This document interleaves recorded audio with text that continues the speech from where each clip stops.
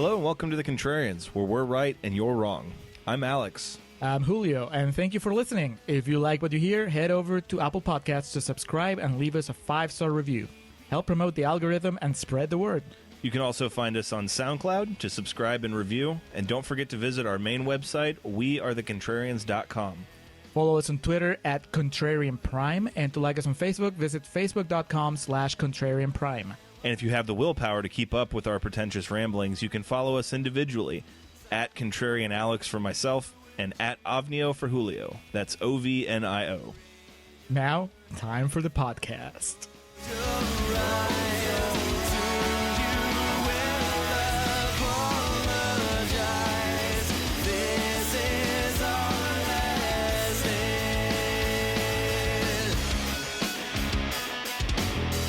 All right, and we're recording for our bonus episode. What are we calling it? Why do I own this? Oh, I own this.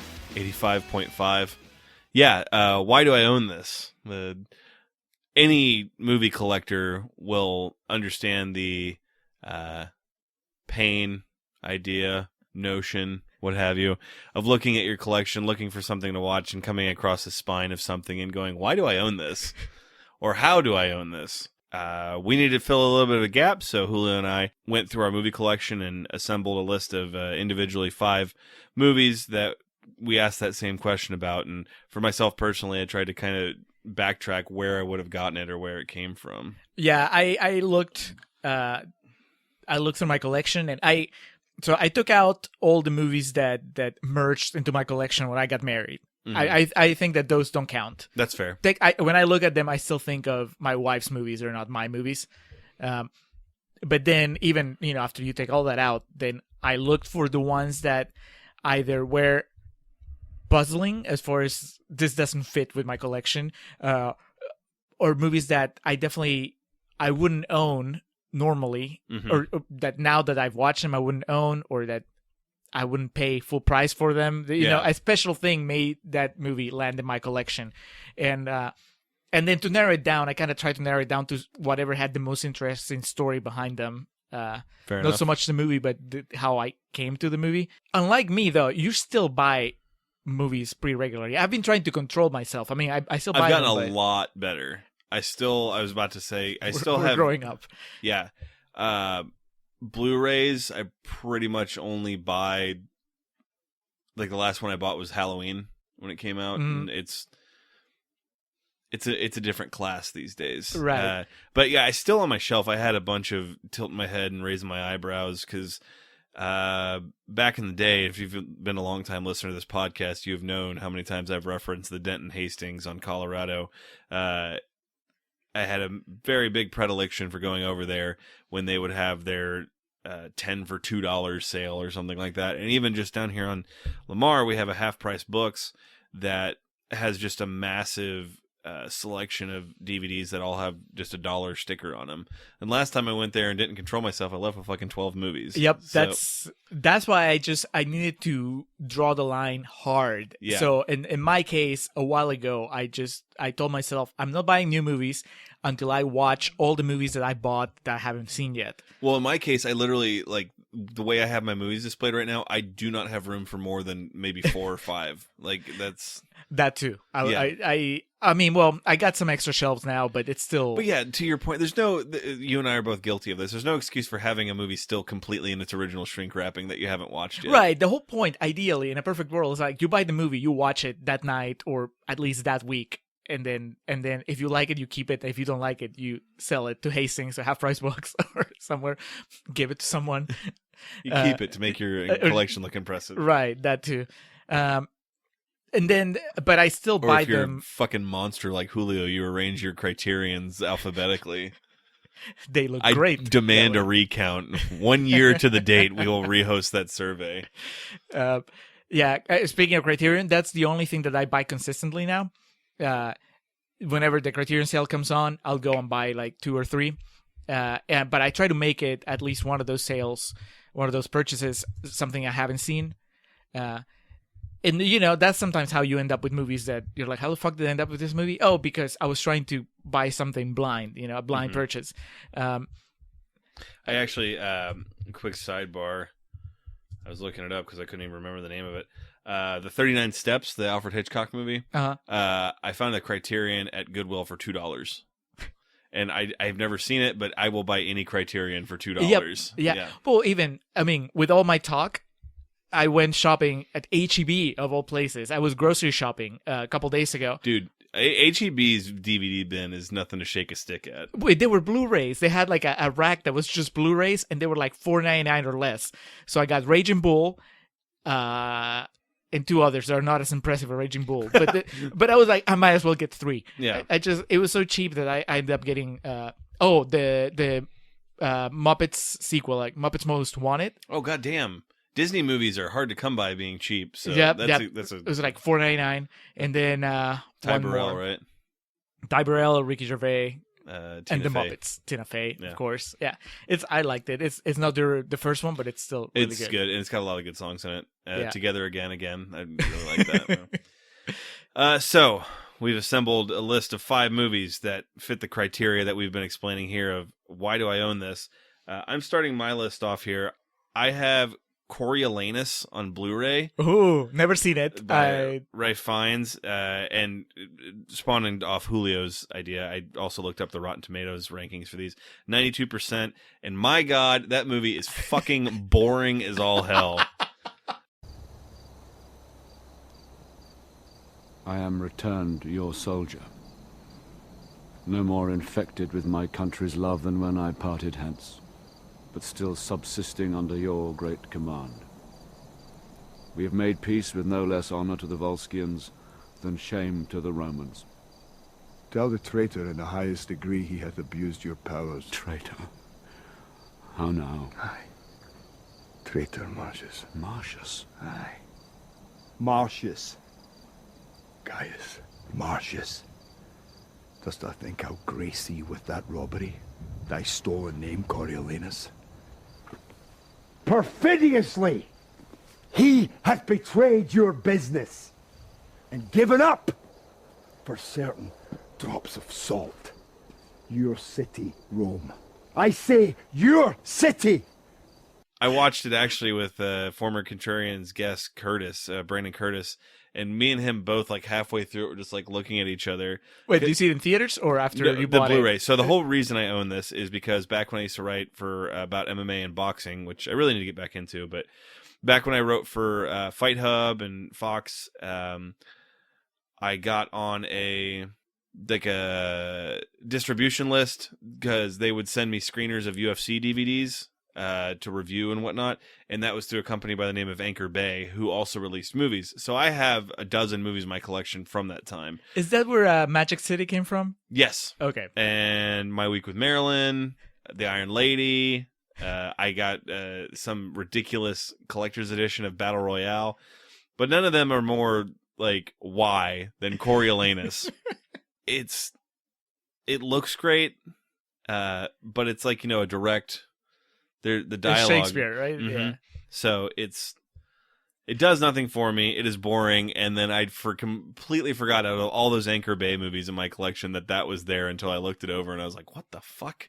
So it's directed by Ralph Fiennes, starring Ralph Fiennes, right? Correct. How did you end up watching it with Curtis though? Did you like invite him over to watch Curtis? Well, back in the day when we all worked together, and Curtis's.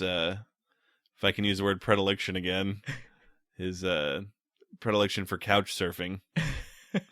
He had stayed over, and I got it. It was nominated for several awards, and me and him hadn't seen it, and we're like, let's watch this. And then when it was done, we were like, fuck that. Before we were recording, talking about Jessica Chastain and all the things she's got going on right now, and she's in there as well. And Gerard Butler, like the lines are all delivered really well. Brian Cox is in it, but man, it's like watching fucking paint dry. It's no Shakespeare in Love. I would gladly watch Shakespeare in Love before I watch that.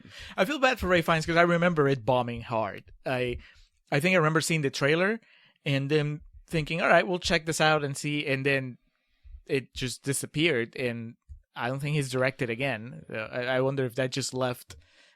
I'm sure the day taste. will come where I have to look at it and go, maybe I was wrong, and I revisit it because it's in my collection. But yeah, for now it remains in the upper echelon of what? Where did I get this? I thought you were gonna say that they will come where you look at it and you go, "It's time to go." No. My movie collection will stay complete until the day it all has to go. That sounds pretty ominous. I will start getting rid of wrestling shit before I get rid of like my movie stuff. Just because, I don't know, it makes me feel important. All right, so I guess we'll go with my number 5. Also, and just put a pin on it, that's a movie if I have in my collection, someone can ask, what's that? And I can act like real fucking refined and regal about like, well, it's based off a Shakespearean play. It is ironic as much as it is heartbreaking. All right, so for my number 5, I'll take you back to my the first year I attended the Austin Film Festival. So that was 2010, I think, and one of the attendees was Ed Burns. I don't know how familiar you're with Ed Burns, but yeah, good actor, interesting filmmaker in the sense that he has made a whole bunch of movies. I wouldn't say that I like them all. I don't even know that I like most of them, but there's a couple that I really like, and I like him as a filmmaker. And it was my first time attending panels, and he had a movie that was showing at the festival. I didn't watch the movie, but I attended the panel the next day where he was talking about the making of the movie, and it wasn't just him; it was him like and 2 other filmmakers. I actually think that the panel might have been about how to make it when you don't live in LA, because I guess he's in New York mostly. I vaguely remember you telling me about that panel. It's probably and you know, they have a variation of that panel every year with different people. This was my first time in it, and you know, Ed Burns was all about, well, you just do whatever you want at, you know, wherever you live, and you just get it done. Because his first feature, Brothers McMullen, was kind of like that. He shot it over, I don't know, 20 weekends with his friends, and eventually he got into Sundance and he got a deal and whatever, you know. That's the kind of story that you don't hear anymore because it's different now. There's a lot more competition. But even then, he was just like, if you want to make something, you can make it at home. And, you know, at that time, it was something that it just sounded so reassuring. Yeah. And so at the end of the panel, everybody's leaving, and I loved everything he had to say. And he was talking about this new movie that he had made, and how they were doing the festival run, and then it was going to be released on DVD and also streaming. And so when the panel was over, always people flock over there to like shake hands and ask other questions and whatever. And I went up to Edward Burns and I was like, man, I love everything you had to say. What can I do to support your movie? Tell me, what do I buy the DVD? Do I do the streaming? What benefits you most? And he's like, well, you can do both. And I was like, I'm not gonna do both, but I'll buy the DVD. So that's how I ordered it from Amazon. A week later, nice guy Johnny shows up at my apartment. Hey, what's going on? What are you doing here? What am I doing here? What are you doing here? This is my spot. Sorry to intrude. No, I'm just out for a jog. You know what you should do? You should cut that run short and come have a beer with me. Oh, no, I'm good. Thank you, though. Oh, come on. It's just a beer. It's light beer, too. It's only 95 calories. You can maintain your girlish figure. Oh, thank you. No, I'm engaged. I don't think it would really be appropriate. Wow. Well, don't you think that was a little presumptuous of you? It's just a beer. No, I'm sorry. No, I didn't mean it like that. I'm just saying. Come on, don't be such a fucking wuss and come and have a beer with me. All right. One beer, if you put it that way. Grab a chair. You got it. The DVD, I don't know if it was available on Blu-ray at the time, but it's okay as a movie. It's nothing. I wouldn't put it in top tier Ed Burns. Wouldn't put it low tier Ed Burns. It's like right down the middle, which kind of fits with what the movie's about, because it's about this guy that's super nice, very vanilla, and he's so nice that he never really, you know, all girls always go for the bad guy, not for him. And then he meets this girl that he really likes, and so he takes some advice from his uncle, who's kind of a player, who's played by Ed Burns, and and tries to hook up with the girl, and I don't even remember. I'm sure he gets the girl at the end because it's that kind of movie, But the movie, in Edward Burns fashion, really hammers his point home over and over, which is, isn't this guy nice? And shouldn't this guy either deserve better because he's so nice, or smarten up and maybe not be so nice so that people will find him more interesting? And oddly enough, the movie's not that interesting because of that. It's the kind of movie that it's only my collection because I like Ed Burns as a person and as a speaker so much. And it's only... He was able to sell you on it. Right. And yeah, I mean, the movie could be much worse and I would still own it, because it's not so much about the movie itself, but about that interaction we had and that panel I attended and what that movie symbolizes, which is like, this dude made the movie outside of the studio system just because he decided that he wanted to make it, And he's made more movies since then, at least one movie since then that I really like a lot more. So it's good. I don't know that movie, oddly enough, but I own Nice Guy Johnny.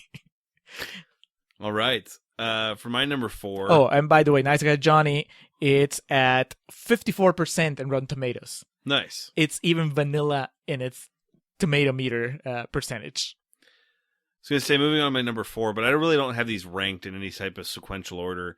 I just had them ranked in basically the order I was going to talk about them. That's what I did. Okay. So yeah, we're not saying this is like the number 1 worst movie. Katy Perry, Part of Me, I have in my... Is that a concert? No, it's a documentary about her music career.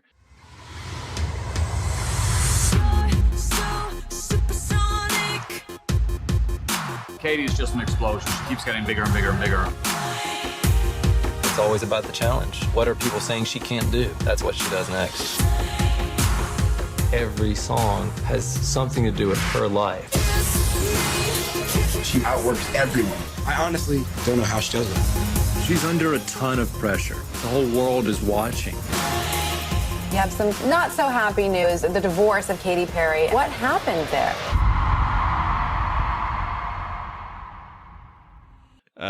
That is still on the shrink wrapping. I've never watched, and I acquired it through the annual box of shit that we would get at Christmas at the theater. Okay. So it's a Paramount movie, and for those of you who don't know, at Christmas time, for movie theater managers, at least at Cinemark, film studios would send just boxes of random shit. I would be surprised if they don't do it for every chain. I would imagine they would. I'm just saying we can only speak for Cinemark.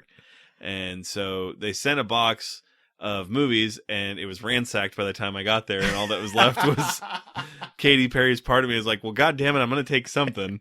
And so that was at least 6 years ago. So you would have taken it, whatever that was, even it's not that... As long as it wasn't This Is 40, I would have taken it. Yeah, that was at least 6 years ago, because I haven't worked at the theater for 5 years, but since then, it's just been on my shelf with all my other Paramount movies, collecting dust. I'll watch it one day. It's at 75% on Rotten Tomatoes. But still, it's one of those, especially with all the Paramount movies I own, it's like, There'll Be Blood, Rosemary's Baby, Tommy Boy, Star Trek, all these other, and then you just get to Katy Perry Part of Me, and what? I've had to explain it a couple times when people have been over here. How do you feel about Katy Perry as an artist? I used to really enjoy her. It seems like her look got weird for me, but California Girls or California Dreamin', whatever that album was, that was a fucking baller ass album. I blast that shit constantly. That song she had Last Friday Night, that was good. I think her story's interesting, and she's a very pretty girl, but I mean, I don't know. It's not like Tegan and Sarah. I don't follow her around on concerts and stuff. My knowledge of Katy Perry is minimal. I know that there was there's a big hubbub when she was in the Muppets show, wasn't she? Like with Elmo or something, and basically her whatever she was wearing. There was a lot of screen caps going around of her like having just a lot of cleavage being shown around Elmo. Or was it maybe that her boobs were like really big? Yeah, it was that, and then she like parodied that on SNL wearing like a really intentionally low cut shirt. So yeah, I'm glad that she was able to laugh at that because it felt like an overreaction. Yeah, little kids watching, Elmo. They don't know. They don't care. Yeah, and it's just, if her boobs were like out, it would be one thing, but some women just have large breasts. Learn that from the very beginning, kids. Yeah, that's how it works. We come in all different shapes and sizes. So one day I will watch Katy Perry's Part of Me. Until that day, it remains a noodle scratcher in my collection. Noodle scratcher. My number 4 is at 74% in Rotten Tomatoes. And it also, I can trace it back to another film festival, but not in Austin. This was back when I lived in College Station. And I think it might have been my second year in College Station, so maybe 2003 or so. College Station is not the town that Austin is. So when I say film festival, I mean it's kind of a big deal if it actually qualifies as a film festival. At least back then, I think obviously I haven't lived in College Station for a while, 10 years now. So they've grown and there's more stuff going on. But at the time, the biggest thing happening was the festival organized by the university, by A&M, which is really the core of what College Station is around. Mm-hmm. And a friend of the movie theater, a fellow manager, he was an Aggie, and he was part of the committee that was organizing it. So he invited me. He told me about it, and he's like, "Yeah, you should come if you're interested in film." So I went, watched a handful of movies. One of which was, is it The Girl Next Door, the one with Elisha Cuthbert? Yep. She's a prostitute. Yeah. Timothy Olyphant is her pimp. I think I like that movie more now, but I remember not caring for it. She's a porn star. She's a porn star. You're right. Yeah, and he's her agent, I guess, not her pimp. But anyway, that movie, I came out of that screening, everybody loved it, and I was just like, that was all right. It's kind of how I felt when I saw it, because I remember I would have been like 15 or 16, 17 maybe when it came out, and everyone was gaga about it, and I was like, eh. Yeah, it didn't quite work for me. At some point I owned it. I don't own it anymore. But that's not the movie I'm talking about. A movie that I really liked during that festival, which also included the Viggo Mortensen vehicle Hidalgo. Nice. Yeah, that was like their big, I think, just the big closer on Sunday night. But anyway, there was this smaller independent movie called Robot Stories. 5, 4, 3, 2, 1. Thank you.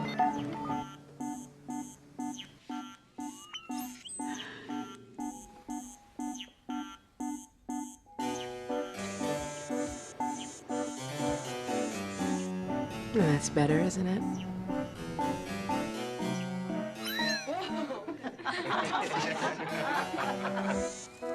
The more we interact, the more I can tailor my work to your expectations.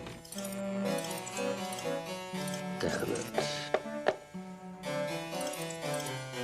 Gotta get that fixed. And it was just an anthology, 4 short stories put together. They made up a feature, and they were just about robots, humans interacting. The first one, I think, it's like this young couple. Drama? Yeah, drama. I had the comedy. Like they had different tones in each of the stories. Some ones were funnier than others. Like the first one, I think it's a young couple that wants to have a kid, but in this future, before you have a kid, you get like a training kid, which is like a little robot. And if you can prove that you can handle the robot, then you're allowed to have a kid. There's another one where there's this. I remember this older lady has her son's collection is missing like one little piece. Like his action figure collection, little robots, is missing something, and she's looking for it, I think, and the son is in a coma, so she's kind of like in her mind she's related collecting all the pieces, all the action figures to her son coming out of the coma. Oh wow. There's another one about like 2 office workers are androids, and they fall in love with each other, and all the humans around them are kind of like freaked out by it. It's just like really quirky and really it felt to me that was like out of all the movies I saw that time, it felt like most impactful. Well, yeah, and also like what a film festival usually promise you. We're gonna show you the movies that normally you wouldn't see because this is not gonna screen at a movie theater near you, but it will give you an insight into independent filmmakers. And so imagine my surprise and pleasure when I actually run into a DVD of Robot Stories at a Hastings. Nice. College Station had 2 Hastings for all the shit I would talk about that town. God bless. Both of them were great. And yeah, they had Robot Stories one day on sale. So I just jumped to it, bought it, rewatched it, just as good as I remembered. Still in my collection. God bless. 74% Rotten Tomatoes. That would still qualify as a fresh.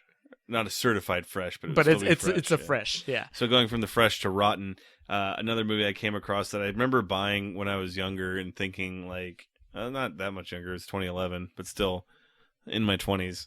It's like, oh, this looks artsy. This will add a nice accent to my collection, and that is The Other Woman with Natalie Portman. I'm the new associate, by the way, Amelia Greenleaf. Jack Wolf. Nice to meet you. I'm married. Is that okay? As long as you don't say they've never done this before and you're afraid of hurting your wife. I've never done this before, and I'm afraid of hurting my wife. Will, this is Amelia. Pleased to meet you. Pleased to meet you, too. To Amelia and Jack, may their marriage be long and fruitful. I'm so happy that you're expecting. Jack! Jack! Call 911!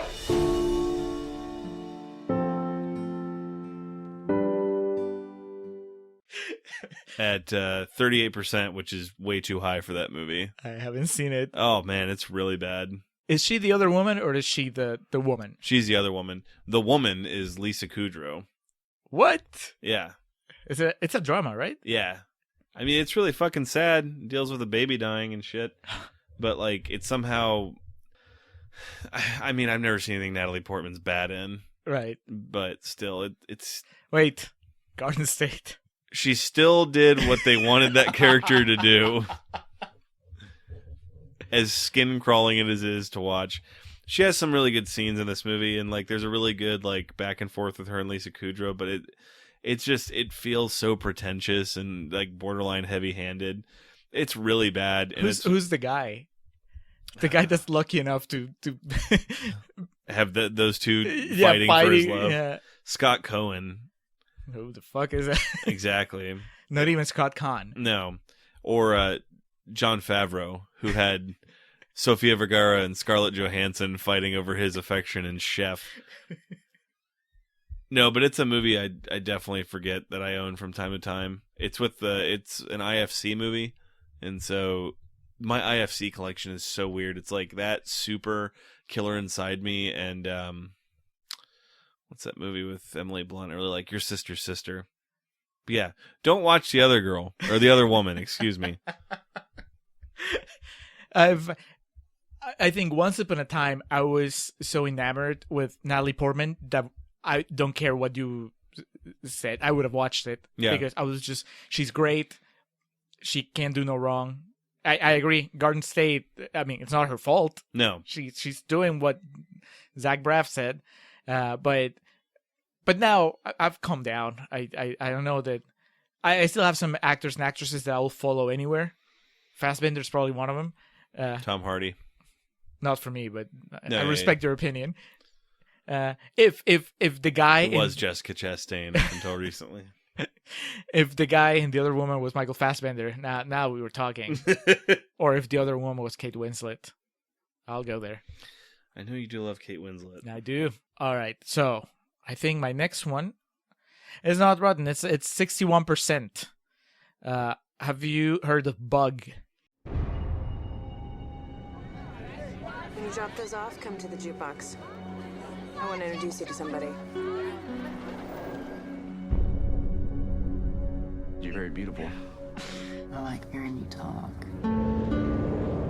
If you want, you can stay here tonight. That'd be nice. They live in your blood. What is that? Hey, you see it? It's a bug.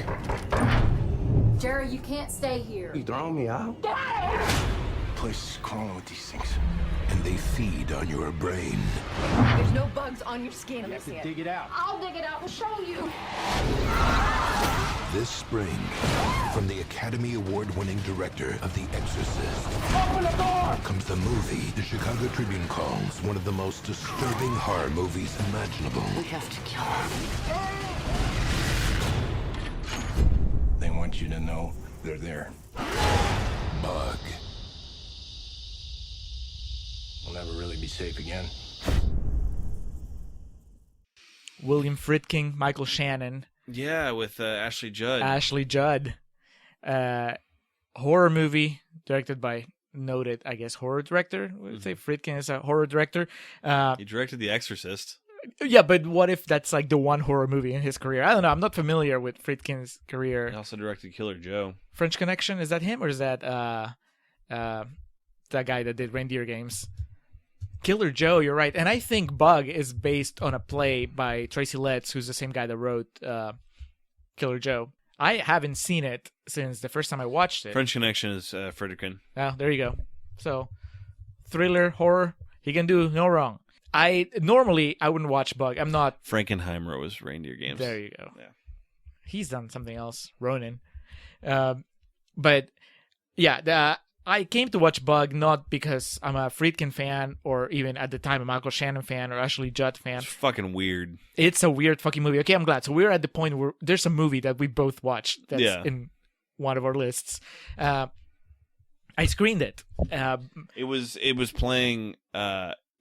I think it premiered right as I started working with Cinemark. Do you remember it lasting? Because I think at our no, theater, it was like in and out. I remember like there 1 week it had it, and then the second week it was already sharing a theater. Yep. Yeah. I think in ours it just lasted like a week, and that was it.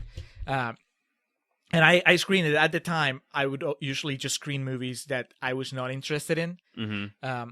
Because if I really care for a movie, I would just watch it with an audience. This one, I was just like, I want extra hours, and I just wanted to, you screening is when you watch the print. It used to be to make sure that it was spliced together correctly. Back when there was an art for it, and that you got no faulty reels, and that there no film scratches, was damaged, no water all damage. That stuff. Yeah, now it's just all digital. So really, I mean, you should still quality check, but it's not the same thing where.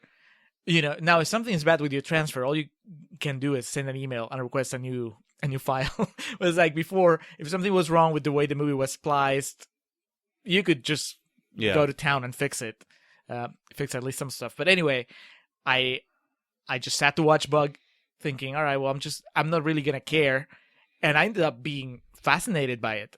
So if I remember correctly, because like I said, I've only seen it once.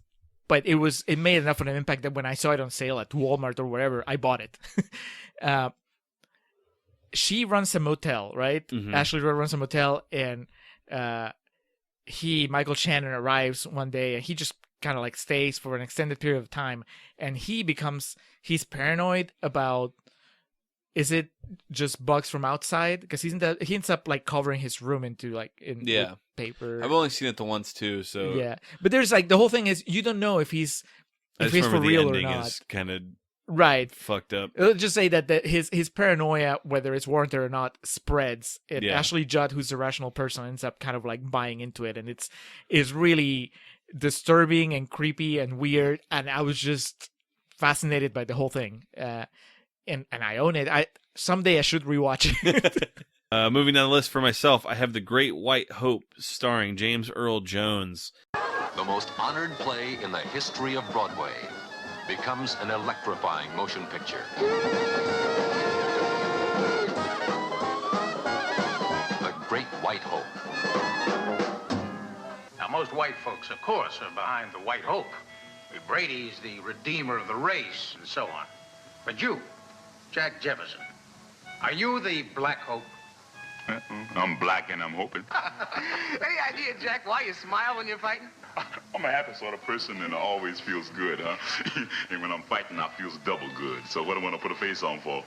And besides, it's a sport, right? Like a game. Well, I like whoever I'm hitting to see that I'm still his friend.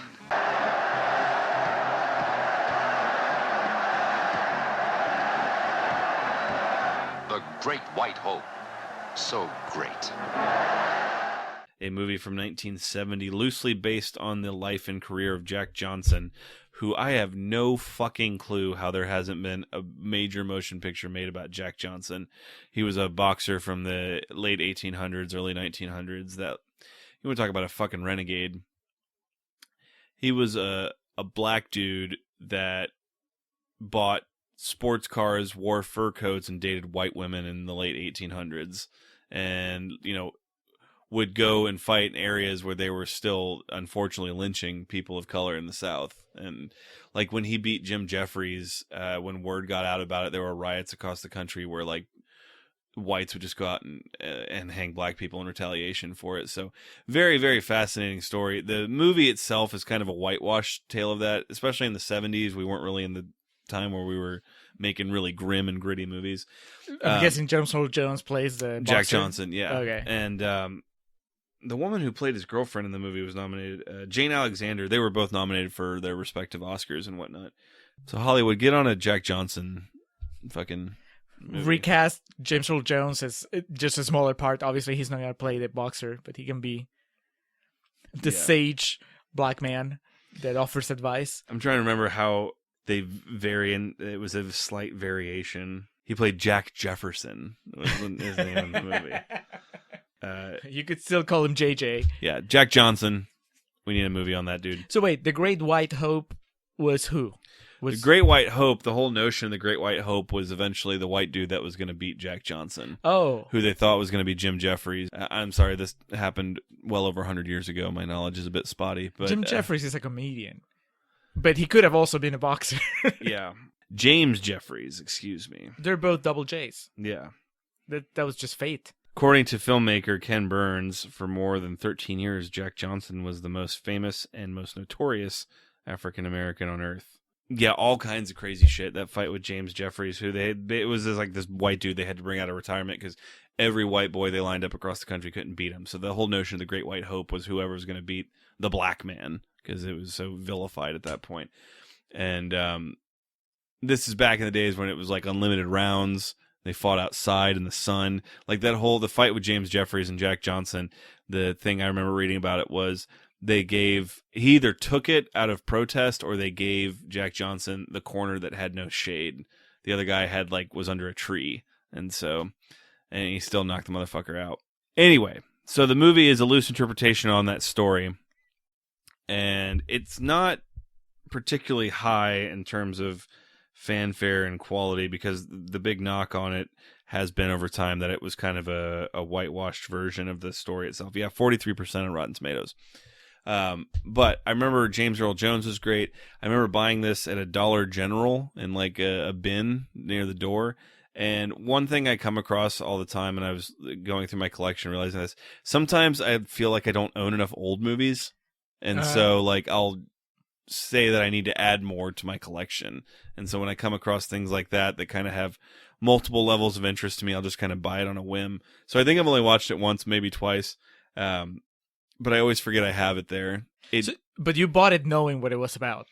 I knew it was about boxing. I didn't know it was a loose interpretation on Jack Johnson's life. It was one of those things of like, yeah, if I buy this, my collection, the average year of release will come down a little bit. So, because that's an issue I have sometimes. That's why my Criterion collection is like a point of pride for me. I can always be like, yeah, see, I watch older movies too. So.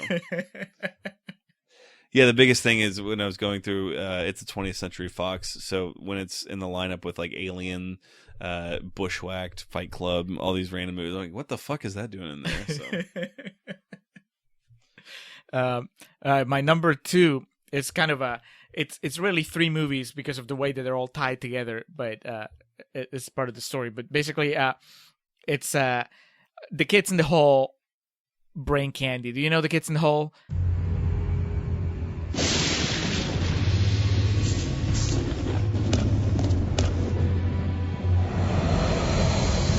How do you feel, patient 957? Like a fresh towel.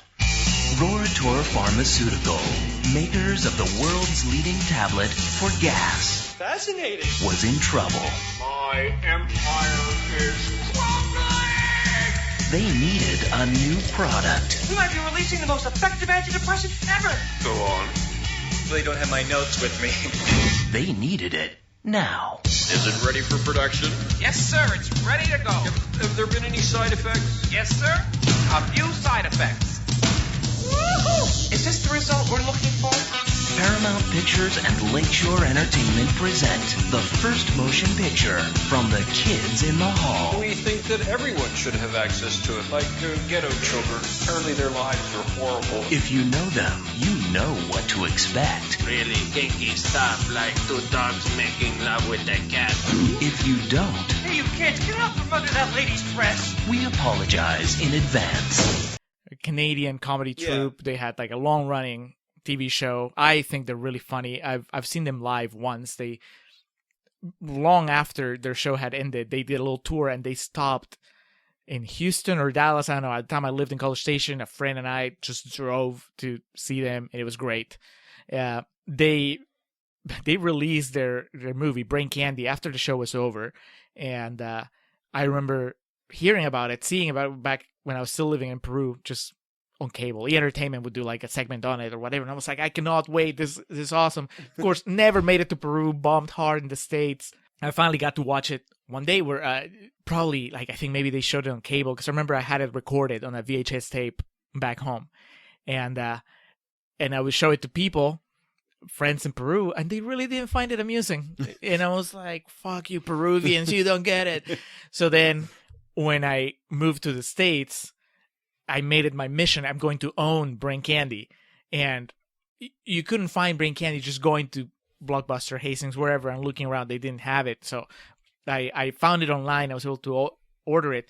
But the only way, Brain Candy was not, maybe it is now, but it was not available as a single disc. It was available as a double disc with Back to the Beach. You know they make a drink here called the Stunned Mullet. Serve it in a coconut shell. Well, I once saw a woman drink one of these, take off all her clothes, and dance the pony right here on this very table. And your point is? Point is, I'd like to buy you 2 of them. Which has nothing to do with The Kids in the Hall or even that style of comedy. It's just some sort of, it's one of those beach movies that get parodied in That Thing You Do. It's kind of like that kind of thing. I looked up it's I've never watched Geach and the Shrimp Shack Shooters. I've never watched it, but I looked it up at 71% on Rotten Tomatoes, which is much higher than Brain Candy's 40%. Probably because it's more of a cheesy crowd pleaser. I own a couple movies like that you could only get in like a dead double set or whatever. Yeah. We'll stick you with The Kids in the Hall movie if you're a fan of these beach movies, and vice versa. If you want The Kids in the Hall movie, okay, then take this shitty beach movie. It's an eyesore in my collection because it's not even, like the spine is split. So it's not Brain Candy. It's Back to the Beach / Brain Candy, and it drives me crazy. And maybe someday I should put on the effort to research and see if, because I wouldn't say they've had a resurgence, like full-on resurgence. It's not like they have a TV show again, but they've done stuff since then. They've gone on tour again. You would think that they would, even if the movie was a flop, I would think that there's enough demand from Kids in the Hall fans. Oh, yeah, and those things are so like cheap to print. Yeah, just do one without the Back to the Beach. just Brain Candy. Or just print me off a DVD sleeve that I can print and put in there. I should just do that myself. It's Brain Candy is really funny. Of course, I showed it to friends here, and they were kind of lukewarm on it as well. So, Kids in the Hall humor is not for everyone. It's not just Peruvians. It was not Peru's fault. It was just the Kids in the Hall are kind of like an acquired taste. But the movie itself is really funny. It's it was a production that was very plagued by problems, from what I remember reading. They were kind of, one of the reasons I think they ended the show was because they were getting on each other's nerves, and going into a movie with that animosity between them didn't do wonders. The old Sex and the City movie. Yes. Tale as old as time. Yeah. One of the reasons I was so happy to see them on tour and when I saw them live was like, okay, whatever was going on, they got past it. And now they're, see them live, they had it on. And in the movie, you really can't tell. I mean, you can tell in the sense that maybe the movie could have been better structured, but they're all really funny and the chemistry's there and everything.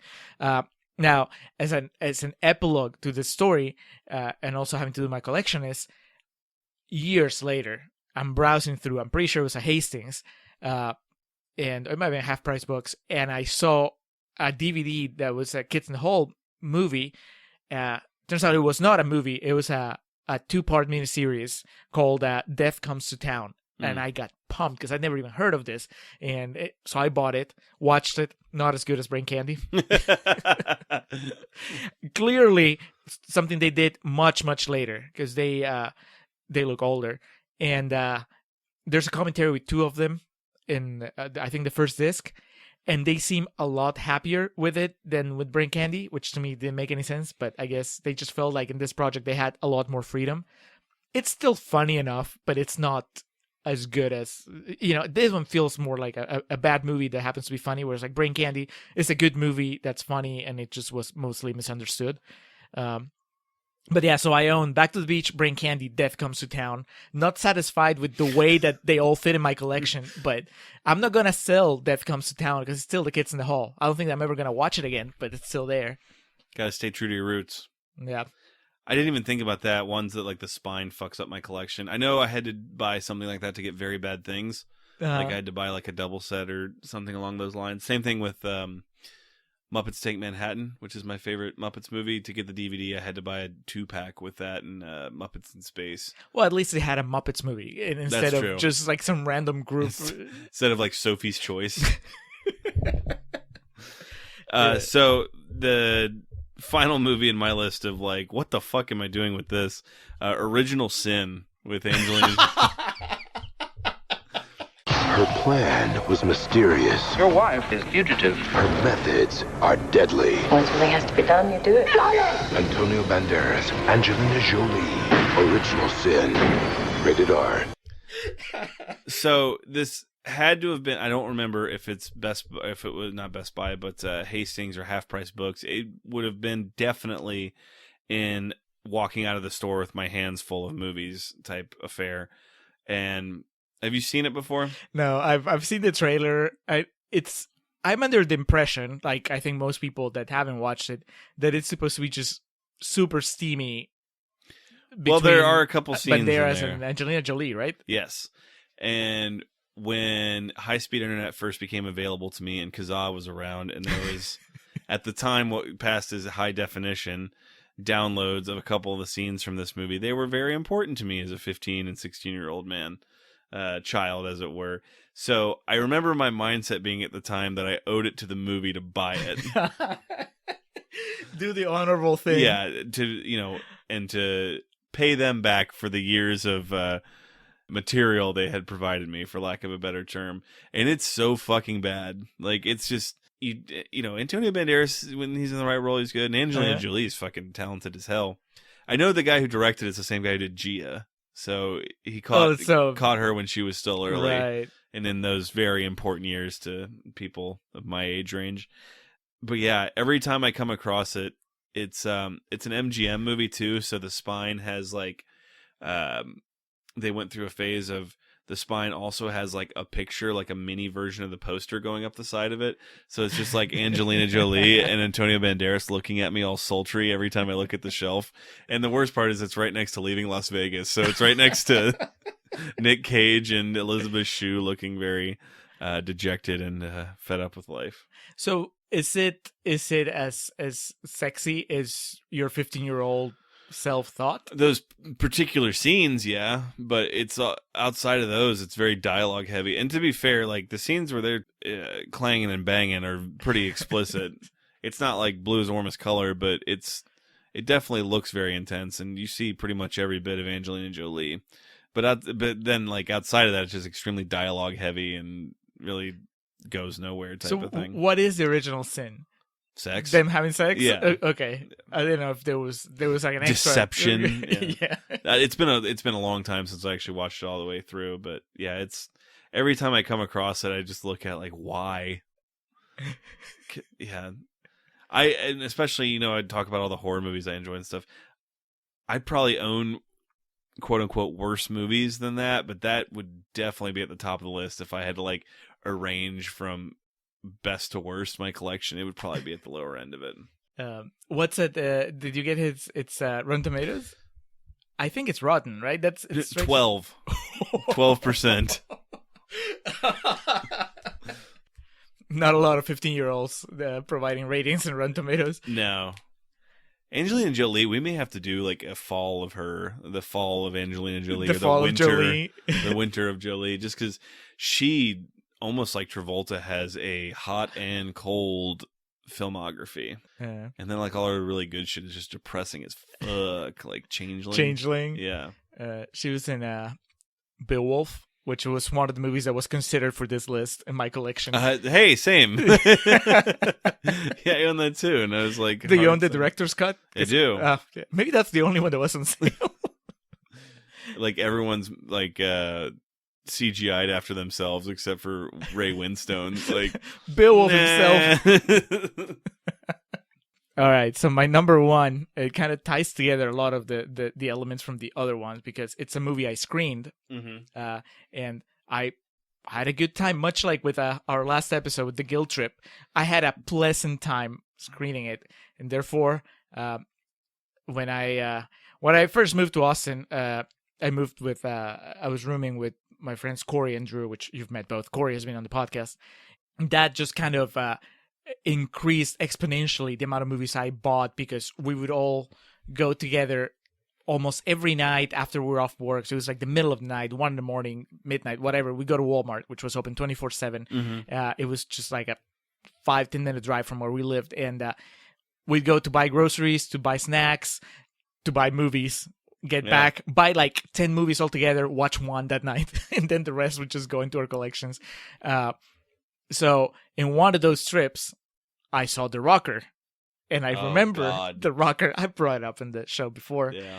I kind of got suspended from school and I can't play prom. Let's start looking for a new drummer. I could ask my uncle. 20 years ago, he was an original member of the hottest band in the world.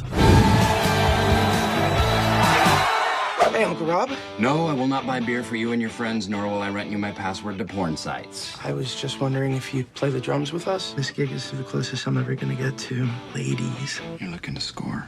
I can respect that. I remember The Rocker as a movie that I had screened and had enjoyed. It was not a great movie. It was just a movie that was a solid 90 minutes. It might be more than 90 minutes, but enjoyable, as it were. And we were all fans of The Office. And this movie is a star vehicle for Dwight and for Rainn Wilson. Early Emma Stone also. Yeah, at the time. You didn't know that. At the time. The Gad also. Exactly. Like so many awesome things. Christina Applegate, isn't it? She might have been the bigger star out of all of them there. Bought it. I talked them into watching it that night. That was the movie that we watched. And both of them were reluctant to begin with, which I was like, what are you talking about, guys? It's Dwight from The Office, and I've seen it before. And so we watched it, and much like my friends watching Brain Candy with me, they didn't have a good time. Even though I did, I didn't physically put the disc on, but I caught it on TV, I think like last year. And I watched the whole thing. Like, wherever it was, I just watched it all the way through to the end. And I'm like, I stand by it. It's not a terrible movie. There you go. It's not a movie that I would own, though. You know? It's like, now, as a responsible adult...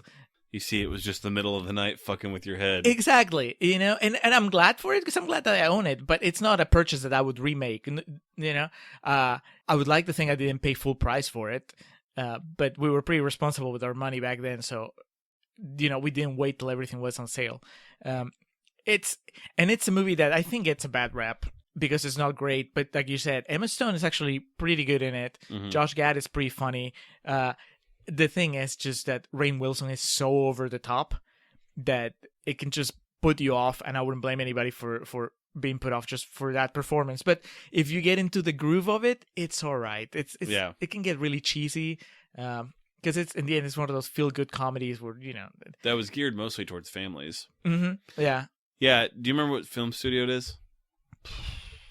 No, not off the top of my head. Because I remember I know I got like the special No Holds Barred edition or whatever. Well, I would have probably still been in Denton when that came out. And we had a sneak peek of it at our theater. And it was one of those things that film studio had to send a guy in a suit, you know, and sunglasses. Oh, we've talked about that, right? To make me, he had to watch me build it, thread it, and then break it down after. And this dude's just staring at me, not saying a word. The big gimmick in the movie, or one of the big plot points, is that at some point, Rainn Wilson, he's drumming naked Mm-hmm. while they're rehearsing. They've gotten in trouble, so they're not allowed to hang out anymore. But they figure out they can still rehearse via Skype. So they're all in different places. Rainn Wilson is in his shithole apartment, and he's naked because there's no AC. And so he's drumming naked. But then somebody Dino, hacks. G.G. Allen's drummer. Yeah, but this is no. There's no G.G. Allen in this movie. No, the most risque thing that happens is that I think somebody's little sister hacks into the feed and then puts it on YouTube, so he becomes a viral sensation, the naked drummer, and that's really how they get their big shot. It's all right. It's a harmless movie. It's the guilt trip of its year. It's better than Original Sin. Probably, yeah. Without having it seen is. There's nothing sexy in it. I mean, I know I just said Rainn Wilson is naked in parts of it, but that's not. That doesn't quite equate naked Angelina Jolie. No, and he hooks up with Christine Applegate in that movie, so it also qualifies as fantasy. Yeah, no shit. That's in that Jon Favreau school of come on, dog. All right. Did you have any like honorable mentions, like things that you considered? No, I kind of listed a bunch of them earlier from the Anchor Bay, Iron Lady, Battle Royale, My Week with Marilyn. A lot of people fucking live and die by Battle Royale. For me, it's just kind of like a weird movie that I have up there. I have this documentary on Roger Corman that I always forget that I have. So, yeah, there's a lot of movies I forget that I have. Yeah, I've got a Peruvian bootleg of Fantastic Mr. Fox that you got me. Love it. Love it. I related to the podcast, I still own A Good Day to Die Hard. I bought it because I knew we were going to do it in the show, and then we did it. You brave bastard. As I was going through my collection, the other things that stood out, there's this Robert Downey Jr. movie called The Singing Detective. I own the Spanish version of that. It's actually the spine says El Detective Cantante, like in Spanish. And I know I've seen it, and I know I didn't like it. I can't remember a single thing about it other than Downey Jr. is in it. And I also... Have you heard of Zero Effect? Mm-mm. Ben Stiller and Bill Pullman. No. Bill Pullman is basically a modern-day Sherlock Holmes, and Ben Stiller is his Watson. It should be better than it is, but it's fine. It's a good watch. And I bought it not knowing anything about it other than it starred Bill Pullman and Ben Stiller. I mean, that's a hell of a cast. So really early on, though, like this was, it might be even before Independence Day. Stiller was definitely not a big name in Pullman. I mean, I don't know. Young, handsome, virile Bill Pullman. He was a senator. He was not a president yet. He was still William Pullman. My friends call me Will. Willie P. All right. That concludes our bonus episode here. Just helping pass some time while Julio's away on his honeymoon. We will be back with episode 86, which will be Little Miss Sunshine, continuing on the Contrarian summer road trip. But in the meantime, we appreciate you guys tuning into this bonus episode of The Contrarians, where we're right and you're wrong, and we will catch you next time. That summer road